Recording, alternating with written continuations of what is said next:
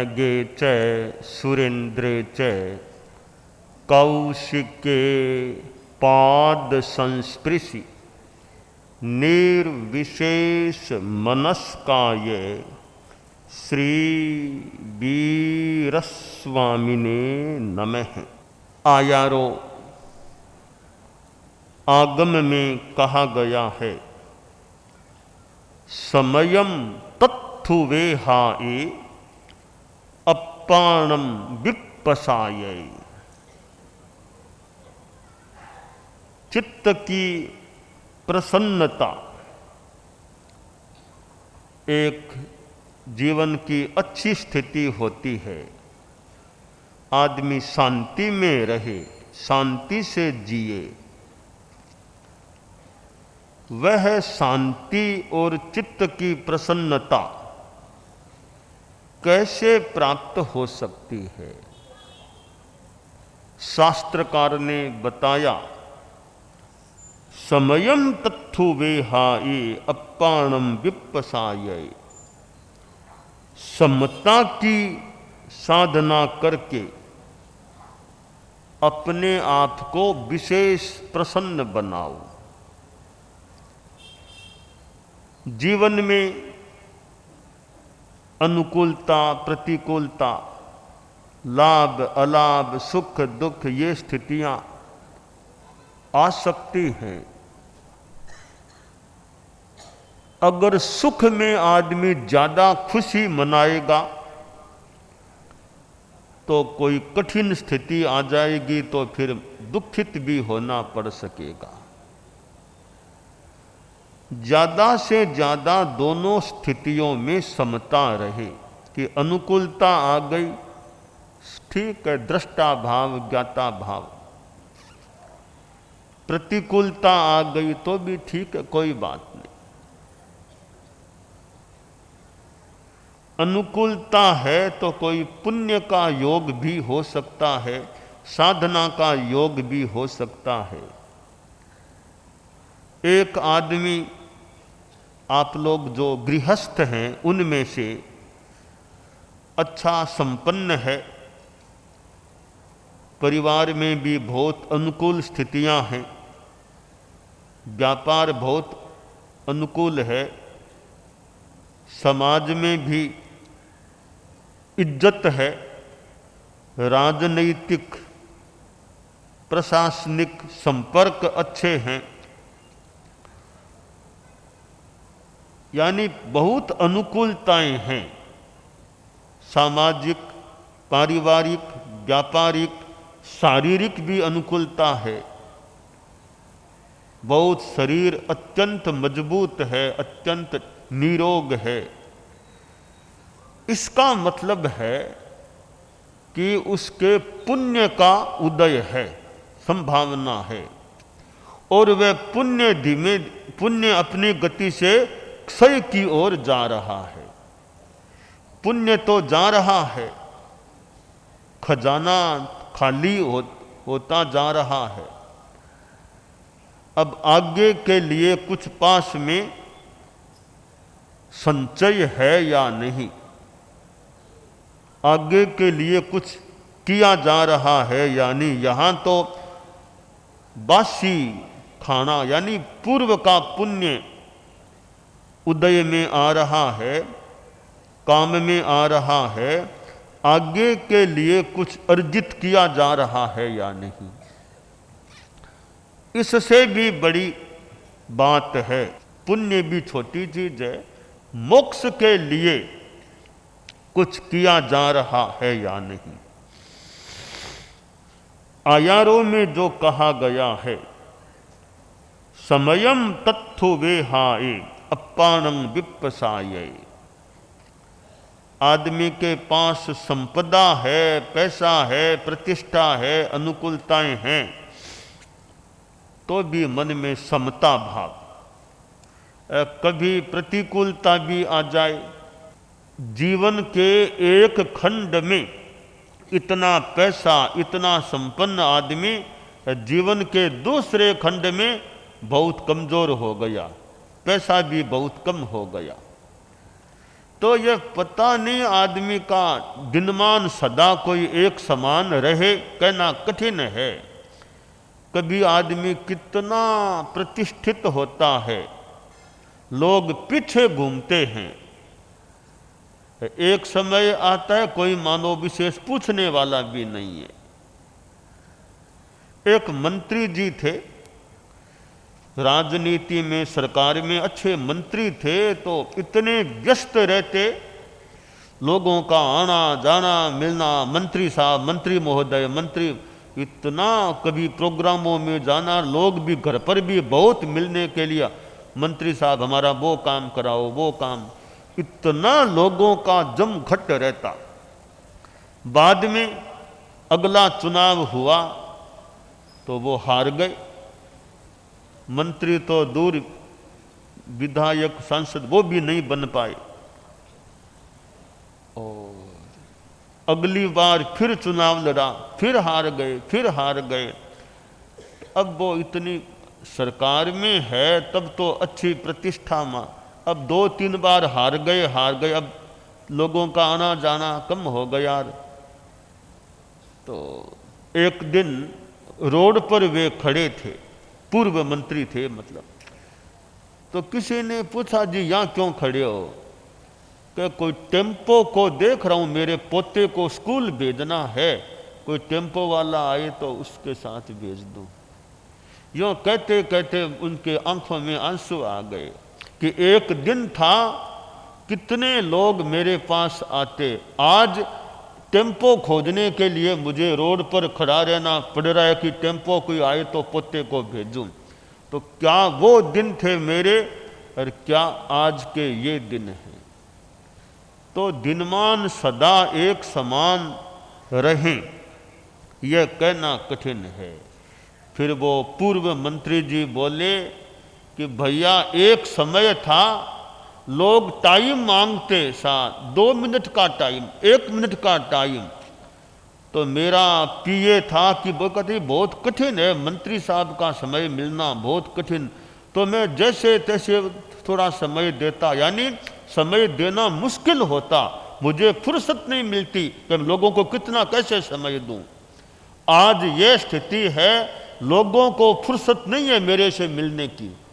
पहले मुझे फुर्सत नहीं थी लोगों को टाइम देने की, आज लोगों को फुर्सत नहीं है मेरे पास आकर मिलने की। तो कितना दिनमान में अंतर आ गया। तो यह सदा एक जैसे दिन रहें, यह जरूरी नहीं है। तो आयारों का यह सूत्र समयम तत्थु वेहाय, कि समता रखो, जैसे भी दिन हैं उनमें बस शांति रखो, समता रखो। कर्मों का विपाक, कई बार बहुत अनुकूलताएं, कभी अनुकूलताएं कम हो जाए तो मन में समाधि रखो, शांति रखो। तो जीवन में समता होती है तो चित्त की प्रसन्नता रह सकती है। आदमी ज्यादा विशेष गुस्सा नहीं करे, किसी ने कुछ बोल दिया कर दिया तो शांति रखो, अपना प्रसन्नता, गुस्सा नहीं करना वापिस। तो गुस्सा, हालांकि यूँ तो इंसान है, पर विशेष गुस्सा नहीं करे, यह भी अच्छी एक जीवन की समता की स्थिति है। एक संदर्भ में, एक पक्ष में, कि गुस्सा विशेष नहीं आता, कोई प्रतिकूलता आ गई, कुछ हो गया, कोई अपना प्रसन्नता, गुस्सा नहीं, अहंकार नहीं। कि अहंकार ठीक है, अहंकार किस चीज का है? अपने हो सके उतना बढ़िया काम करें, आदमी घमंड में न जाए, तो यह भी समता की साधना है। गुस्सा नहीं करना और अहंकार नहीं करना। आप सोच लें कि मेरे पास इतना पैसा है, तो पैसे का भी घमंड नहीं, पैसा है उसमें भी पुण्य का कोई निमित्त कारण हो सकता है, तो पैसे का घमंड नहीं, पैसे के प्रति ज़्यादा मोह भी नहीं कि पैसे का कैसे त्याग किया जा सके। इतना है कैसे विसर्जन त्याग वो जितना किया जा सके, आसक्ति मेरी छूटे, स्वामित्व मेरा कम हो जाए, यानी परिग्रह मेरा पैसा आ गया, अब कैसे उसका त्याग जितना उचित हो उतना मैं करूं। तो पैसे का अहंकार नहीं, पैसे का उपयोग क्या, इस पर विवेक को काम में लिया जा सकता है। तो पैसे का दुरुपयोग भी नहीं होना चाहिए।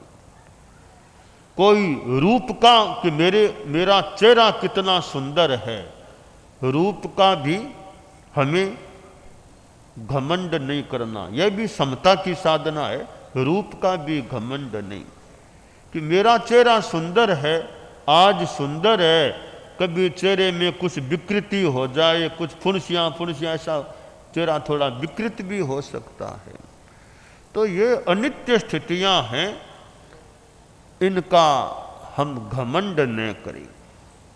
कोई कहे मेरा स्वास्थ्य बहुत अच्छा है, कितना मजबूत हूं मैं, ताकतवर हूं, इसका भी घमंड नहीं करना कि मैं इतना स्वस्थ हूं, इसका भी घमंड नहीं करना। पता नहीं जिंदगी में कब क्या बीमारी हो जाए, तो स्वास्थ्य का भी घमंड नहीं करना चाहिए कि मैं तो बहुत स्वस्थ हूं, मेरे जैसा स्वस्थ कौन मिल। घमंड के रूप में अभिव्यक्ति करने से बचना चाहिए। ज्ञान है, ज्ञान का भी अभिमान नहीं कि मैं कितना विद्वान हूँ, इतनी भाषाएं जानता हूँ, कितना बढ़िया बोलता हूँ, कितने शास्त्रों का ज्ञाता। तो ज्ञान आपके पास है तो ज्ञाने मौनम क्षमा शक्तौ त्यागे श्लाघा विपर्यय है। ज्ञान है तो बोल बोल करके ज्ञान का दिखावा नहीं करना, दिखावे की दृष्टि से नहीं बोलना। शक्ति है, बल है तो भी क्षमा रखना, दान है, त्याग है तो भी नाम की भावना नहीं। कोई बात नहीं, पैसा थार दे दिया, अब नाम का ज्यादा। यह गुप्त दानम महापुण्यम, ऐसे थोड़ा यह अपने संप्रदाय का नहीं, एक दूसरी जगह चलता है, गुप्त दानम महापुण्यम। इसका अर्थ वे जो भी करें अपना उनका, इसका एक सारांश यह निकाल सकते हैं कि दान के साथ नाम की भावना नहीं करना, तो उतना तो पाप से बचाव कि दान के साथ नाम की भाव, वो गुप्त दानम महा, वो नाम की भावना से बचना है, वो धर्म की दृष्टि से बढ़िया है। तो गुप्त दानम महापुण्यम, कि दान में नाम को ज्यादा मन में मत रखो, मेरा नाम हो कि दे दिया, अब नाम की कोई आकांक्षा नहीं। तो ये समता की साधना के अनेक पहलू हैं। अहंकार से बचना, गुस्से से बचना, श्लाघा नाम ख्याति की भावना से बचना, कि भी शक्ति का अहंकार नहीं, स्वास्थ्य का भी घमंड नहीं, चेहरे का इतना बढ़िया चेहरा है मेरा, सुंदर है, उसका भी घमंड नहीं। और चेहरे का ठीक है, जैसा नामकर्म का और का योग है, चेहरा मिल गया, पर तुम्हारा आचरण कैसा है, तुम जिंदगी में काम क्या करते हो, यह खास बात है। जिंदगी में जीवन काल कितना मिलना, यह भी एक पॉइंट है, पर जीवन में क्या करना यह ज़्यादा, यह भी बड़ा महत्वपूर्ण पॉइंट है। कितना जीऊंगा यह प्रश्न हो सकता है, तो कैसे जीना यह भी बड़ा महत्वपूर्ण प्रश्न है। तो कितना जीना तो फिर भी हाथ की बात नहीं, पर कैसे जीना यह कुछ हमारे हाथ की बात हो जाए कि मैं ध्यान दूं जीवन कैसे जीना। तो कैसे जीना पर थोड़ा हमारा अधिकार हो सकता है, पर कितना जीना यह इतनी हमारे वश की बात नहीं है। जैसा आयुष्य क्रम का योग है, आने को 100 भी आ जाए, न आए तो 50 भी किसी को नहीं आए। तो कितना जीना नंबर 2 की बात है, कैसे जीना यह नंबर 1 की बात है कि जीवन मेरा कैसा रहे, किस तरह मैं जीवन जीऊं, किस तरह जीवन जीऊं। जीवन में मेरी सादगी, संयम, अनुव्रत में यह सादगी, संयम, नैतिकता की बात है। तो गृहस्थ है तो भी अनुव्रत जैसी चीज मेरे जीवन में रहे और कोई दूसरों की धार्मिक आध्यात्मिक सेवा मेरे से हो सके तो वो करने का प्रयास करूं। थोड़ा कष्ट झेल कर भी दूसरों का कल्याण करने का प्रयास करूं तो मैं जीवन में परोपकार भी करूं। परोपकार पुण्याय पापाय परिपीडनम, अष्टादश पुराणेषु व्यासस्य वचनद्वयम् परोपकारः पुण्याय पापाय परपीडनम। कि संक्षेप में दो वचन हैं कि परोपकार पुण्य का कारण बनता है, दूसरों को दुख देना पाप बंध का कारण है। धार्मिक आध्यात्मिक परोपकार करें उससे कर्म निर्जरा हो सकती है, कोई पुण्य का बंध भी हो सकता है, हो जाए तो हो जाए, पर पुण्य की हमें लालसा ज्यादा नहीं रखनी चाहिए। कर्म निर्जरा हो। निर्जरा और पुण्य में अंतर है। तात्विक दृष्टि से निर्जरा अलग चीज है और पुण्य अलग चीज है। निर्जरा अमूर्त है और पुण्य मूर्त है।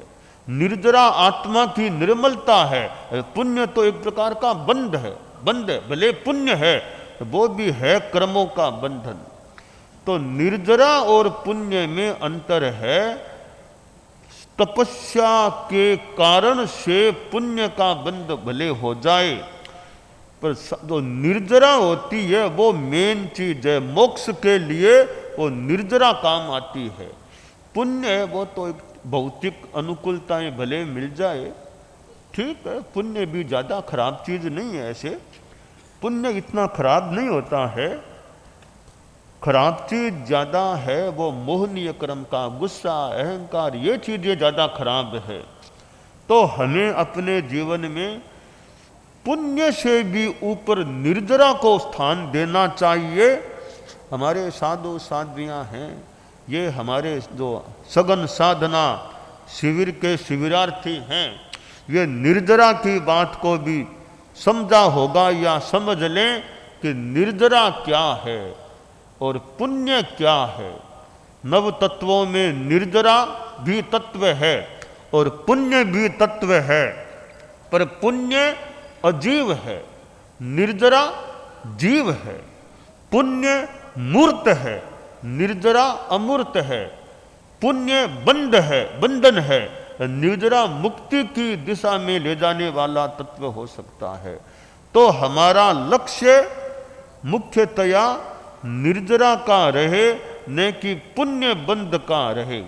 यहां तक तीर्थंकर नाम कर्म की पुण्य प्रकृति के बंधन की भी इच्छा नहीं करनी कि मेरे तीर्थंकर नाम का बंध हो जाए। वो भी निदान इच्छा, लालसा, कामना वो भी नहीं करनी चाहिए। हालांकि तीर्थंकर कोई बन गया तो मोक्ष तो अवश्य है। वो तीर्थंकर नाम कर्म भी पुण्य की प्रकृति है, इसलिए उस पुण्य की भी हमें इच्छा नहीं करनी चाहिए कि आचार्य बन जाऊं। ये आचार्य बनने के दो प्रसंग होते हैं। एक तो आचार्यत्व वैसे क्षयोपम भाव हो सकते हैं, पर आचार्य के साथ ठाट बाट, अनुकूलताएं, नाम, प्रतिष्ठा, वो चीजें, उसमें पुण्य का योग भी हो सकता है। तो आचार्य की जो भौतिकता की दृष्टि से तो कामना करनी ही नहीं चाहिए, और आध्यात्मिकता की दृष्टि से फिर भी एक बात है भी कि मैं कोई सेवा दे सकूं, पर वो लालसा, भौतिकता, पदलिप्सा जो कामना के रूप में त्याज्य है, उस रूप में न तीर्थंकर बनने की भावना, न आचार्य बनने की भावना और न अगवानी बनने की भावना। अपने तो भी कर्म निर्जरा और संवर की साधना वो जितनी हो वो करें, और तो ठीक है कोई जिम्मा मिले तो भले कर दे, ताकि हमारी लालसा, आकांक्षा वो कुछ नहीं होनी चाहिए। तो पद पद ऐसे कोई बुरी चीज नहीं होती है, पद भी उपयोगी हो सकता है, पर पद की योग्यता बड़ी बात है। योग्य आदमी को पद मिले तो पद भी शोभायमान हो सकता है। पद पर योग्य आदमी नहीं बैठे, अयोग्य बैठ जाए तो पद की गरिमा के अनुकूल बात नहीं होती। तो योग्य पद पर योग्य आदमी आता है तो आदमी के लिए भी ठीक है, पद के लिए भी ठीक है। अयोग्य आदमी आ जाए वो बढ़िया बात नहीं होती। योग्य आदमी साधु बने वो ठीक है, अयोग्य साधु बन जाए तो साधु की गरिमा के भी प्रतिकूल बात हो सकती है। इसलिए पद की अर्हता है या नहीं वो खास बात है। समाज में संस्थाएं हैं, अध्यक्ष, बड़े बड़े संस्थाएं, अध्यक्ष बनना, केंद्रीय संस्थाएं, अखिल भारतीय संस्थाएं, इधर व्यवस्था समिति भी बड़ी एक प्रकार की संस्था होती है। और कई बार तो एक केंद्रीय संस्था में अध्यक्ष बनना और एक चतुर्मास की व्यवस्था समिति का अध्यक्ष बनना, तुलना करें, यह ज़्यादा बहुत भारी भरकम काम लगता है। केंद्रीय संस्था में भी बहुत काम हो सकता है, फिर भी इतना ज़्यादा लोड न हो। चतुर्मास की व्यवस्था समिति का अध्यक्ष बने तो 12 महीना कितना ही पहले से ही उसको तो मानो लगना पड़ता है कुछ। ठेठ चौमासे में तो कितना, चौमासा के बाद थोड़ा बहुत सारा काम सलट जाए तो यह बहुत भारी ऐसे काम है। तो ये व्यवस्था समिति का अध्यक्ष बने तो योग्य आदमी है या नहीं, कई दृष्टियों से योग्यता उसमें, अर्हता है या नहीं। अर्हता है तो काम अच्छा भी हो सकता है, अर्हता न हो तो फिर कार्य में कठिनाइयां आ सकती हैं। हम सिद्ध योगी आचार्य श्री महाप्रज्ञ से प्रेक्षा ध्यान का एक प्रयोग करें।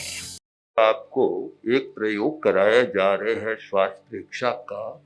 5 सेकंड में श्वास लेना है, 5 सेकंड भीतर रोकना है और 5 सेकंड रेचन करना है और 5 सेकंड बाहर रोकना है। इस प्रकार 20 सेकंड में एक श्वास। सावधान रहे, श्वास भरे, भीतर रोके, रेचन करे, बाहर रोके, श्वास भरे, भीतर रोके, रेचन करे, बाहर रोके, श्वास भरे, भीतर रोके, रेचन करे, बाहर रोके, श्वास भरे, भीतर रोके, रेचन करे, बाहर रोके, श्वास भरे, भीतर रोके, रेचन करे, बाहर रोके, श्वास भरे, भीतर रोके, रेचन करे, बाहर रोके, श्वास भरे। प्रयोग संपन्न। तो ये ध्यान के बहुत छोटे प्रयोग कराए हैं और इनका स्वयं बार बार अभ्यास करें तो एक अच्छा अभ्यास हो सकता है। ओम आत्मा।